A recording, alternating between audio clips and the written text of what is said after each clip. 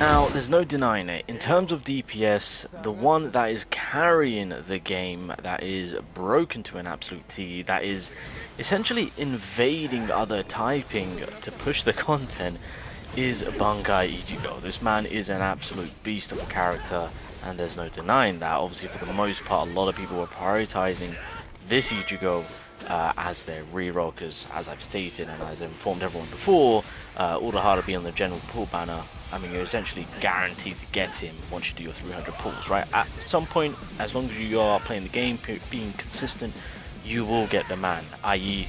on myself. I was unlucky on trying to pull him, but at the very end I knew I was guaranteed, and lo and behold, he's on the team, and let me tell you, the progression that I am now making, it is spot on, right? You guys are probably watching some gameplay right now of Ichigo, because this man is an absolute an insane attacker with the amount of extension he has through every single attack that he provides. Now, if you wanted my personal opinion between Toshiro and Ichigo, because obviously right now it's between the two, right?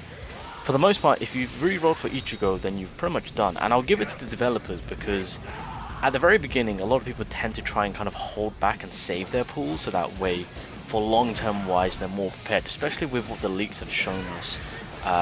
With, you know, Aizen or Gyero, of course, Vasto, Ichigo and whatnot. Everyone's hyped and excited for those characters. They're more so later down the line, as I suspect, because obviously right now we're more in favor to look into the release of Grimmjow, Kenpachi, of course, which are going to be absolute crazy-ass characters. It just depends on what typing they're going to be. But again, I'll give it to the developers, because they've made things a little bit more interesting, and I guess a bit more difficult in terms of wanting to save. Now, coming back to Toshiro and Ichigo, I truly do believe, as someone who has used Ichigo and has used Toshiro, through the beta that is, of course, I pulled him, got him. I think the most I managed to pull for his power level was around about just under 30k, and I think it's fair to say that Ichigo takes the cake in terms of which two is the better DPS. However, again, coming back to the developer, they are very smart, because even though, yes, Ichigo is the better DPS, Toshiro is looking to be more prioritized, because he is also a fantastic DPS. In no way am I saying that he's doo-doo, he's trash. No, he is a great DPS character, but they put him in a typing that you, at this moment, you need him. It's not more of a, oh, I can skip him, or I'll get him like later down the line. We don't know what the future holds in terms of, you know, SSR characters releasing later on. For example, when Ichigo disappears, is he going to be on the Toshiro banner? When are they going to re-release him, right? Those are the questions we're going to be asking once the Hitsugaya banner releases, right? Well, the value of Toshiro is extremely high. Why? Well, he's a spirit unit. As I've said, if you look at the spirit team, they are in need of a DPS. Because I'll give it to them. Momo, I mean, she's a fairly, I mean, she's nothing too crazy, but she'll do.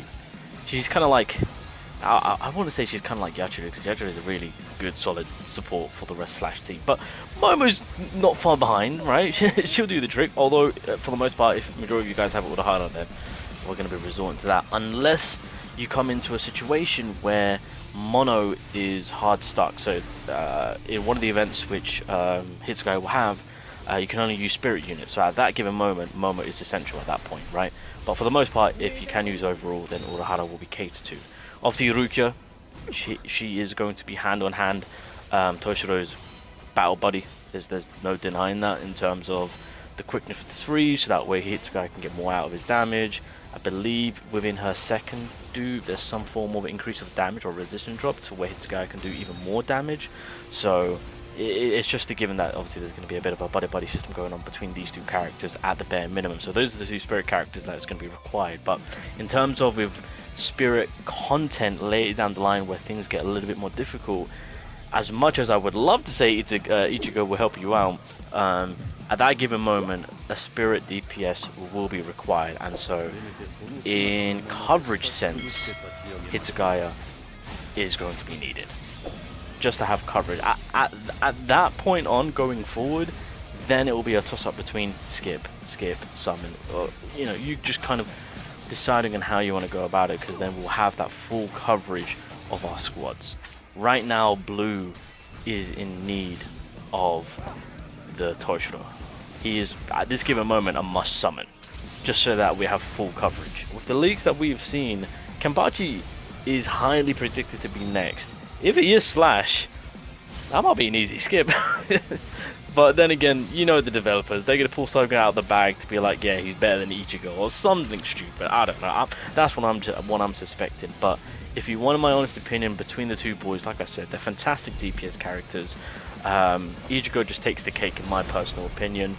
However, Hitsugaya himself, again, is not a bad character. I believe he has the longest Bankai activation, right? He stays in that. You can literally spam. You don't need to resort to getting his stamp code or anything like that so that he can activate his counter attack, because that all basically that's built into his kit, of course.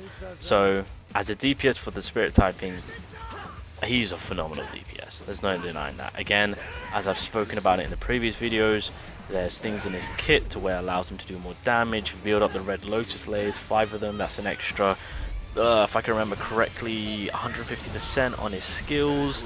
Once you come out from the Bankai, he then gets a 200% increase in his normal attack. Keep in mind, if you enhance that, that's going to be an exceptional amount of damage being applied. Ice crystals, each ice crystals will give you an extra 6% damage.